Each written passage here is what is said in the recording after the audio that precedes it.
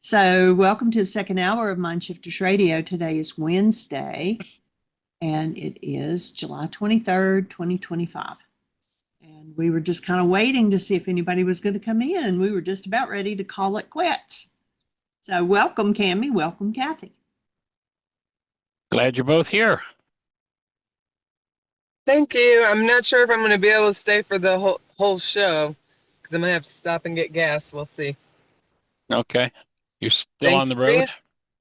Yeah, I'll arrive home this evening. Yeah.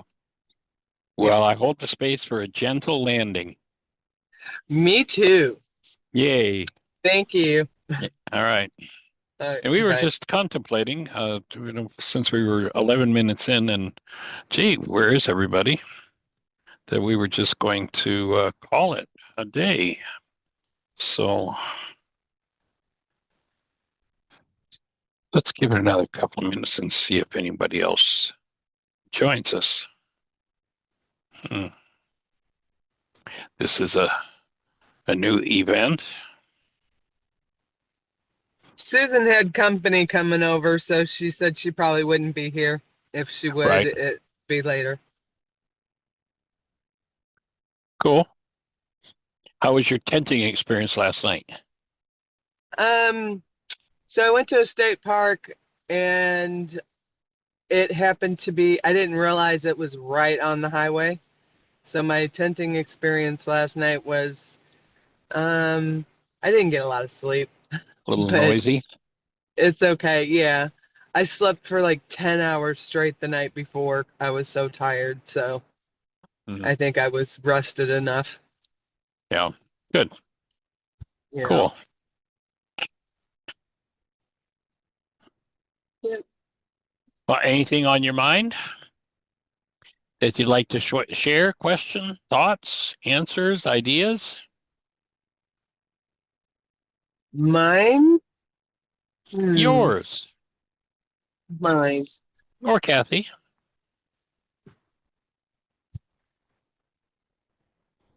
I am getting back my peace. Like, Nice. in a big way. Just allowing and notice and reminding myself that I'm not my emotions and breathing, being more conscious of my breath. And I've been hearing a lot of things in the last week that are things that I used to say when I had the greatest peace in my life. And it's coming back so quickly.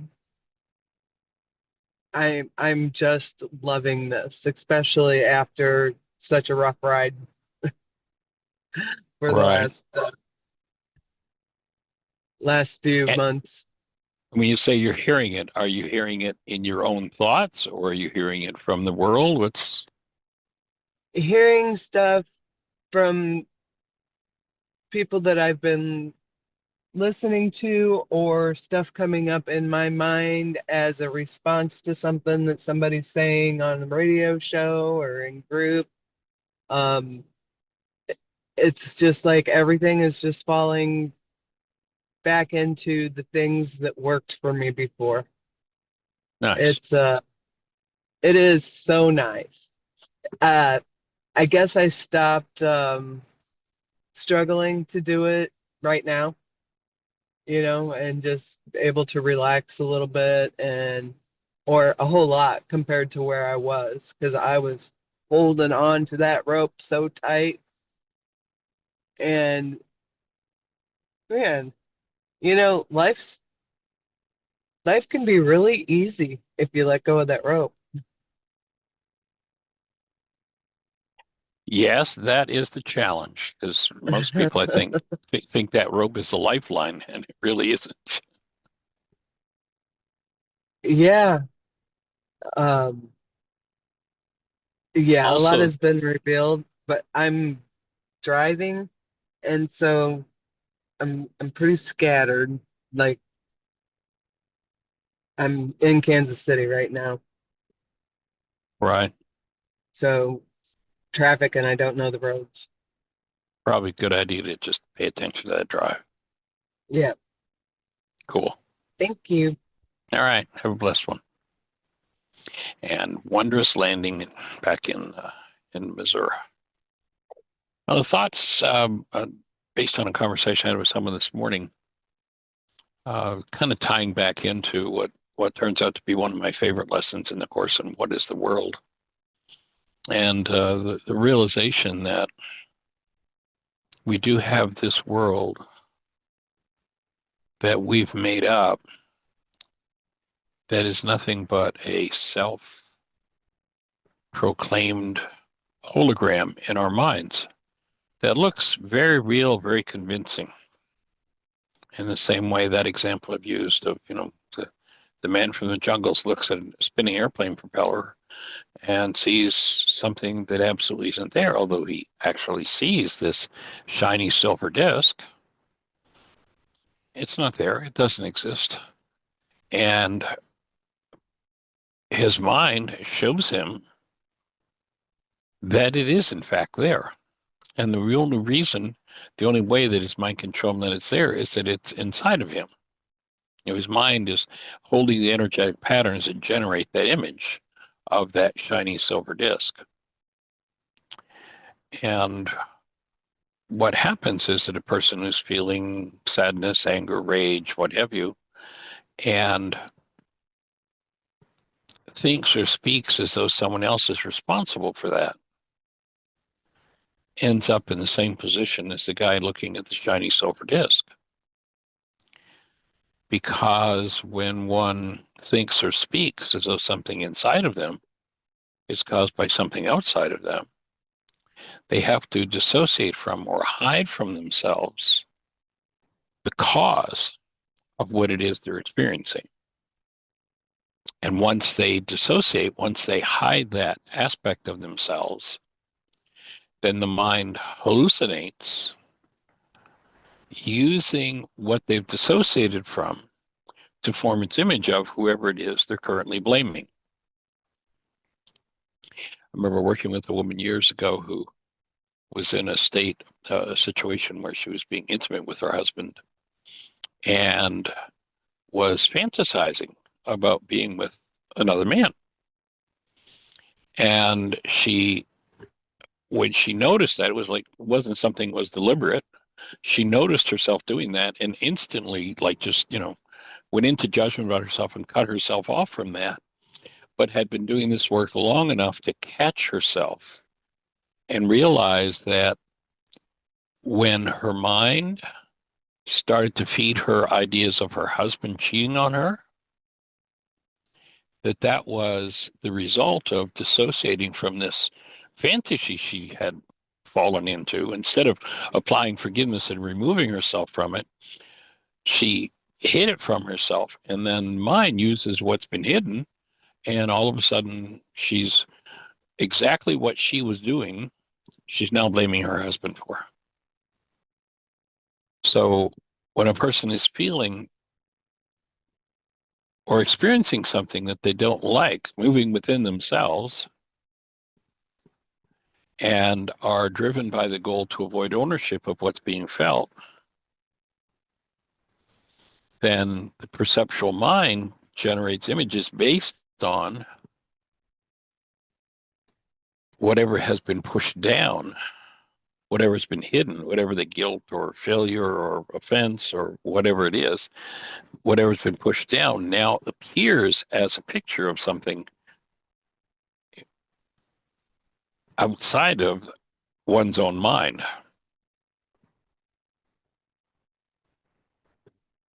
So when one dissociates from guilt, pain, or any energy whatsoever, the tendency will be for the mind to make pictures of that which has been dissociated from, the thought disorders, only it will use those thought disorders to make pictures of whoever we're focused on. So when one wants to disown a behavior that they do, they will tend to make up a picture of someone else and accuse them of doing it.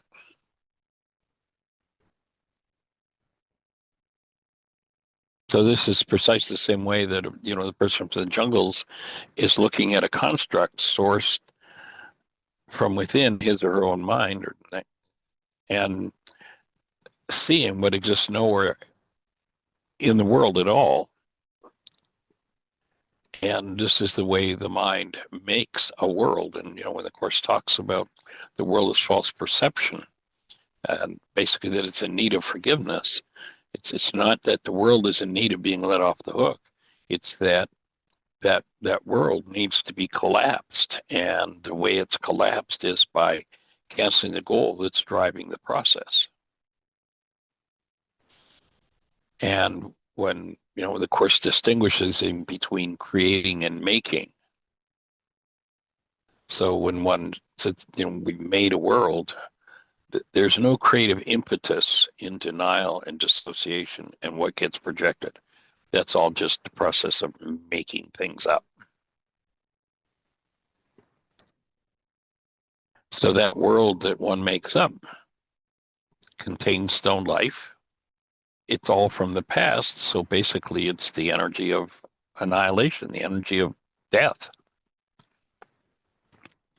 And when one believes that they've pushed their pain, their guilt, their fear, whatever the thought disorder is, outside of themselves by making pictures of something or somebody else out of that particular data,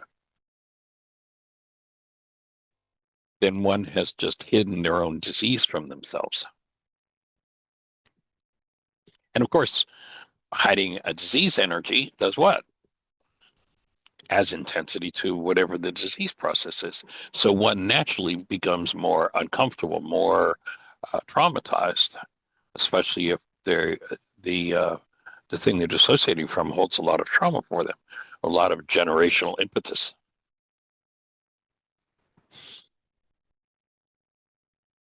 So once one projects, it seems that they've alleviated their pain through that process of projection and that they've solved the problem. But as long as the thought remains in the mind, which of course is the body, perception is structure, the only thing created by that whole process is more of a self-destructive disease process. If there is guilt or pain inside, that can never successfully be pushed outside. It can be anesthetized, it can be projected, but no matter how convincing the lying construct of the mind appears to be, the energy remains within. And of course, the objective of understanding that is to step into the willingness to embrace, to breathe into, to hold whatever is moving within oneself.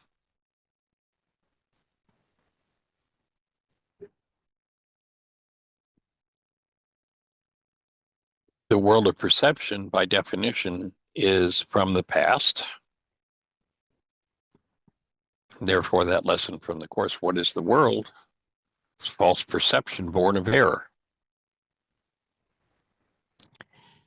And that this amazing ability that the mind has, to me, it's kind of mind-boggling every time I really contemplate it,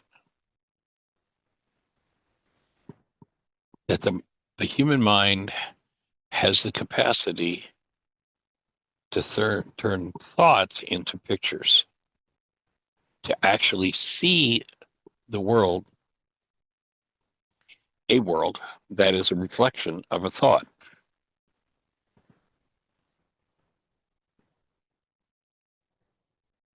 And of course, one of the first thought disorders to enter the mind is this one of separation.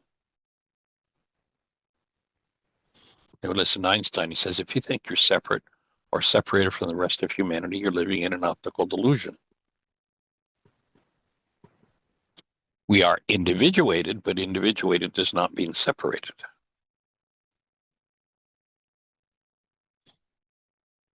And once one breathes into the space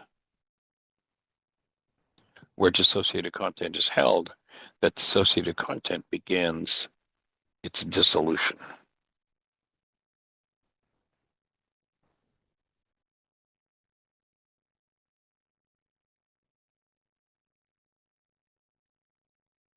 The illusions disappear through forgiveness.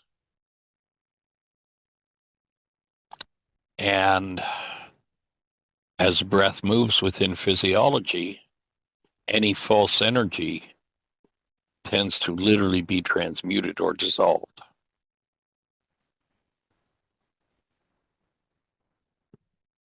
Now, when one creates these holograms, they really believe that, what their mind is showing them is the truth.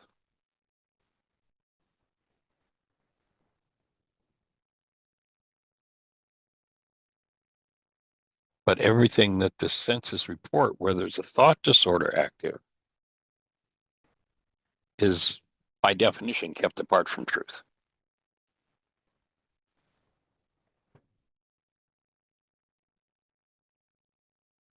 So the objective of this work, of course, is to breathe, engage in forgiveness, and allow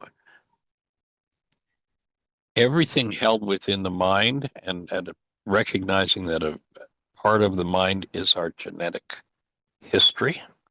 The scientists at one point were saying that, numbers up as high as 97% of DNA was, they called junk DNA.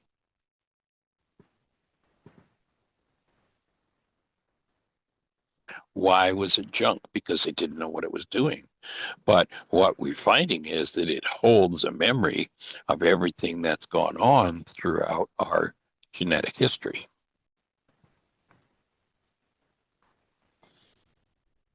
And so to be willing to embrace, you think about what our previous generations have been through.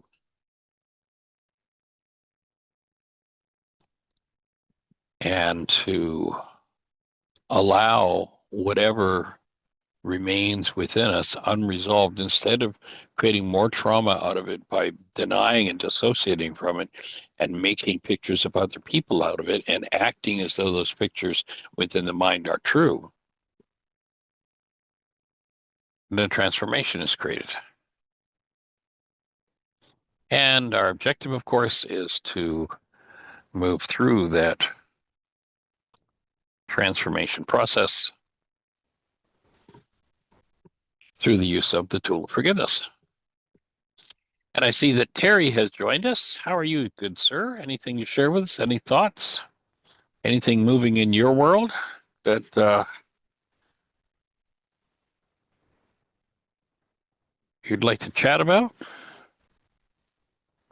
We've got a small group today to work. Throw in, we watched a show last night, a documentary, and it actually has proven scientifically that it's not the thought that creates the manifestation or the energy, but how was that? Or it's the energy that's already there that then generates the thought. Or anyway, it's like, I can't remember how they said it, Michael.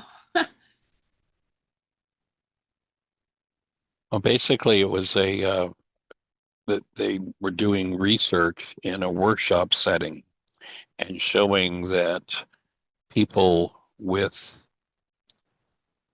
even documented cancers within a period of days were able to rid their bodies of cancer when they changed their thinking process, when they addressed their internalized pain and would allow themselves to step into a space of quietness and allow themselves to process whatever their disease energies were. I'm not remembering what the name of the documentary was. Do you remember what it was, sweetie? But that the bottom line being, so-called physical changes can happen very quickly when we allow ourselves to be in an environment where, one, we're willing to apply forgiveness, and two, we're willing to think differently. And I was just, It was called Source, It's Within You. Source, and it was Joe Dispenza. it was a documentary on Amazon, Joe Dispenza's work. And I was thinking of sharing the poem that I wrote a couple of years ago, and it sort of ties in with the conversation, because as long as we disconnect from the active presence of love, we tend to be stuck with whatever is going on in the mind at the moment, and a reflection of what's going on in the mind as our physiology. Again, perception is structure. And so this poem that I wrote a couple of years ago, Love Restored, it goes like this. Ah, the world mistaken. The fleeting of love is not. We talk, the conversation was, well, you never know when love's going to leave, it's going to disappear. It's a fleeting thing. Well, that's a lie. Our essence, love created, instead is eternal. The truth about each and every one of us, if we let go of the distractions, is that we are created of this eternal essence called love. Love grasped at and dreamed about, but never gained or possessed through another. So many try to grab love from someone else. I'm going to get it from them. And it's only experienced in the luscious taste of the true self of being. The essence of another can only be experienced, touched, but not captured. It cannot be imprisoned to fulfill the dream of possession that could never be. In other words, when one is grasping, trying to capture love from another, trying to imprison the essence of that other so that one can possess what they think they don't have, what they've shut themselves off of. The essence of the self, being, is the only experience of love. And your birthright is to flourish in it, to live in its bliss, and all else is illusion. Imprisoned in the cage of demand and held breath, the taste of self as love fades, forgotten in the swirling cries of 1,000 generations of love mistaken, it disappears. Captured and bound by an unfulfilled yearning, it only appears to be smothered and dead. It's foolish to think that a surrogate can fulfill vanished self-awareness of what is buried under the noise of unresolved, unforgiven suffering and pain. What was never absent, what seems lost, the still small voice, has but been obscured by clouded perception. It is among us still, sleeping under the blanket of unfulfilled desires. It will live again, not in fulfillment of desires, but in their release.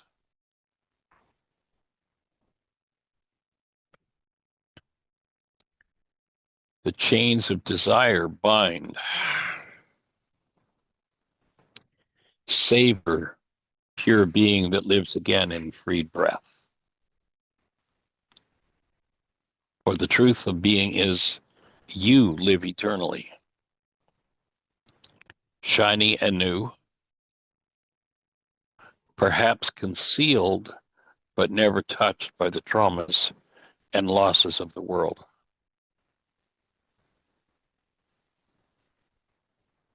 only to be experienced when you truly forgive and again awaken to the truth of who you are.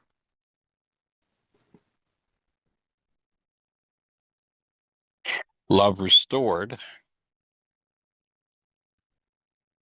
And as we experience that love in form, we fulfill the ancient call to reunite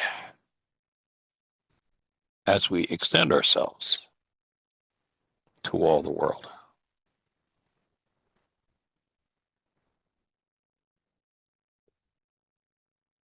So extending the presence of love to each of you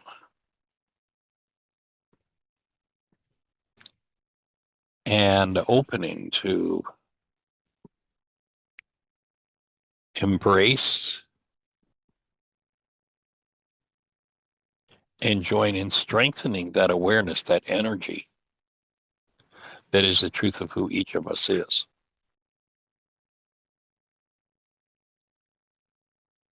And recognizing that it is the flowing activity of the breath that dissolves what never belonged. You'll notice that in order to hold on to trauma, people always hold their breath.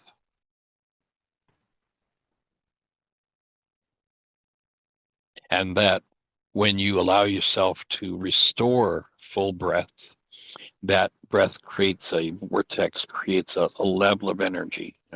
Each of you has done still point, and that when you reach that point where the energy starts to move, where that vortex of energy starts to move, it doesn't take a thinking process to undo the presence of trauma in physiology. All it takes is to stay with the next breath and the next breath and the next breath. And of course, as one goes through that, one has the opportunity to move through whatever it is being held. So joining you in breathing, we have Francois Fenelon's quote when he talks about as the light increases, what kind of things one is going to get to look at and what needs to be moved.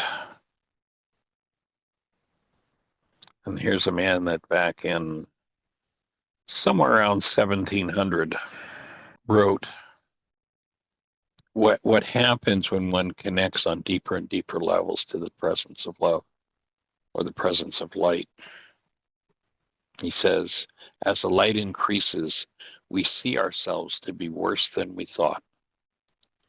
We're amazed at our former blindness as we see issuing forth from the depths of our heart a whole swarm of shameful feelings like filthy reptiles crawling from a hidden cave. We could never have believed that we harbored such things as we stand aghast and watch them gradually appear. But while our faults diminish, the light by which we see them waxes brighter, and we're filled with horror.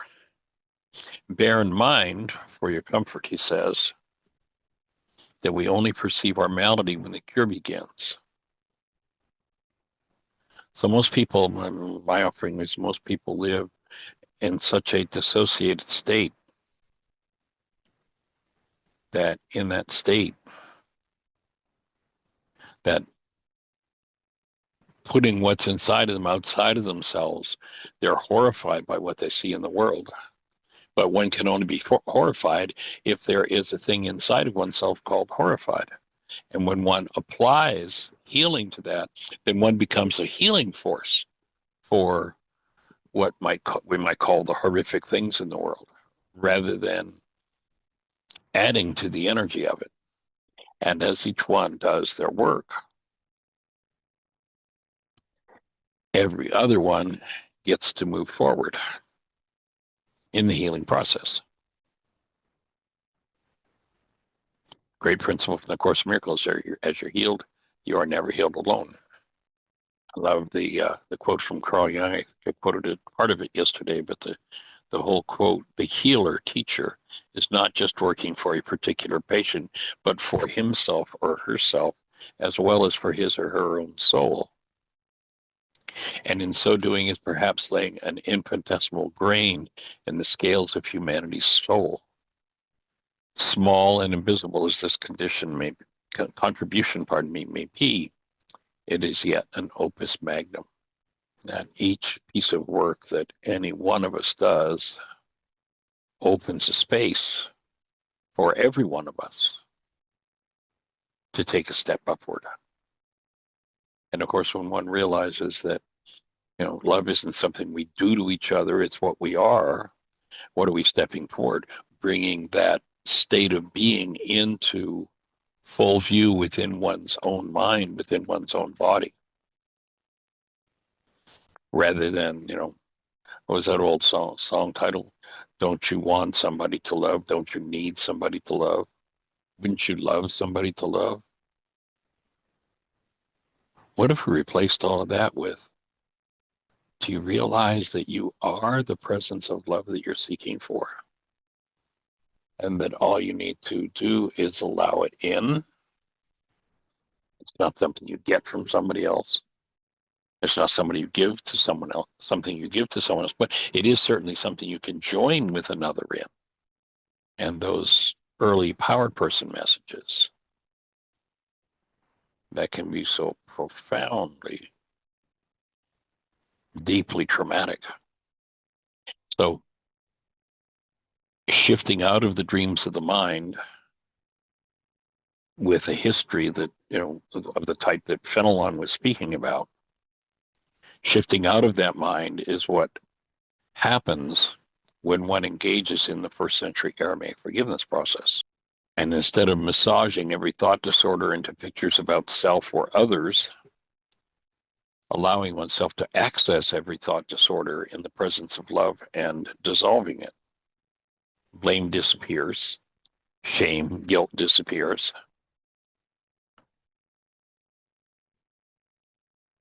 As one shifts into deeper connectedness, into the actuality of what's true, and that is that we are, each of us, the created essence of love.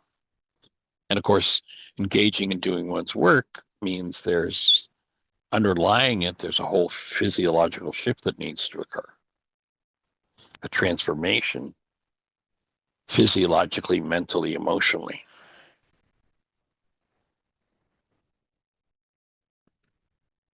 And a deeply important part of that process is just allowing oneself to go into that space of silence, softening resistance, allowing a space through silence to allow the higher faculties to show up, ultimately being freed from what people call the mind, getting into that transformational state of no mind, just silence. And then realizing the key or the importance of the breath, of that ancient idea of Rukha, this feminine elemental force in us that when set loose undoes the effects of our errors and teaches us the truth. And that this is a presence, a power that lies within each one of us and can be trusted 100%. That this literal feminine elemental force that is the breath, that was called Rukha in Aramaic, that the Greeks called the Holy Spirit, will in fact, when invited into activity, literally restructure your genes, your thoughts, your physiology, and will tell you the truth, teach you the truth, will show you the truth. We could think of in modern terms of this, the movement of the breath through the structure as a super processor moving through us. One that consistently brings truth to awareness. And does that mechanisms are not necessarily connected to the mind.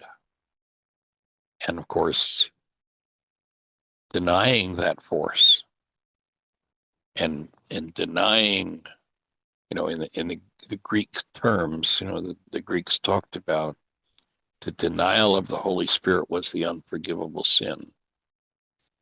What is the denial of the Holy Spirit? Well, in Aramaic, it doesn't say that the Creator sent out his Spirit. It says the Creator sent out his breath. It is the holding of the breath, noticing when the breath is being held and not being allowed to move through the structure as it's designed to. So rather than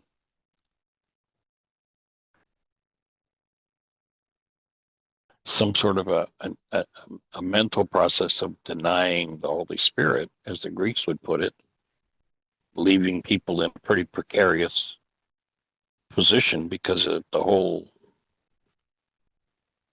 process is one that's ill-defined. So, if one's predispositioned by power person messages toward guilt or by genetics toward guilt, it can be easy to push one into the corner of, believing that's what they've done. When the simplicity of it is, it's the holding of the breath. That because if there is an energy within the structure that doesn't belong, it is the movement of the breath that will undo it. And so by simply consciously, especially when there's any sort of trauma moving, consciously choosing to breathe and enhancing the engagement with the breath, it's what's going to create that vortex of energy that transmutes, that dissolves generationally unresolved and what seemed to be unresolvable traumas. You should remember that quote of Albert Einstein, on such things as matter, we have been all wrong. What we heretofore called matter is energy. Energy whose vibrations have been so lowered as to be perceptible to the senses, there is no matter. What lowers those vibrations so they become perceptible to the senses? It's the holding of the breath. And it is the application of the breath that creates that vortex of energy that allows literally generations of trauma energies to simply be dissolved. So bypassing the mind's perceptual tricks and becoming aware that on a level of physiology, we live in an energetic world, not a physical world. And forgiveness is the energetic undoing process of those internal dynamics. And that, to a great degree, demystifies the whole principle of inner healing. Yes, well, one holds one's breath on of a diseased quality of energy, locks that diseased quality of energy into tissue, and what one chooses to breathe through looses those energetic patterns. And sometimes those energetic patterns have been going on in the family system because of deception, because of misunderstanding, ignorance, misinterpretation. It seems those things are real, and when you apply the breath to them, they simply begin to dissolve. Hope that's fitting and making sense.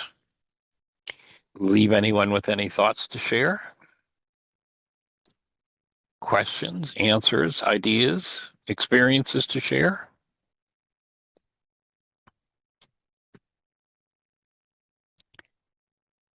If there are none, then let's just take a minute and get quiet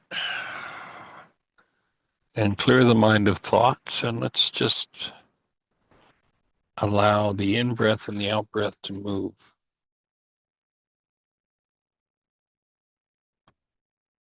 And feel your physiology as your breath moves. If there are any stuck points in your body, allow your breath to move to those stuck points and let them just soften and loosen whatever is held. Now remember that,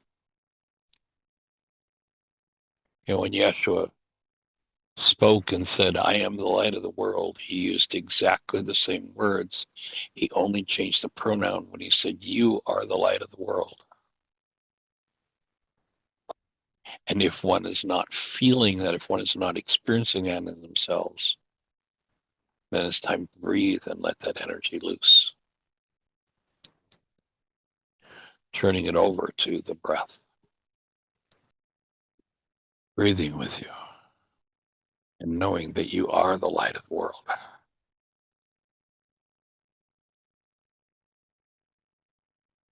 Appreciation, extending love in your direction.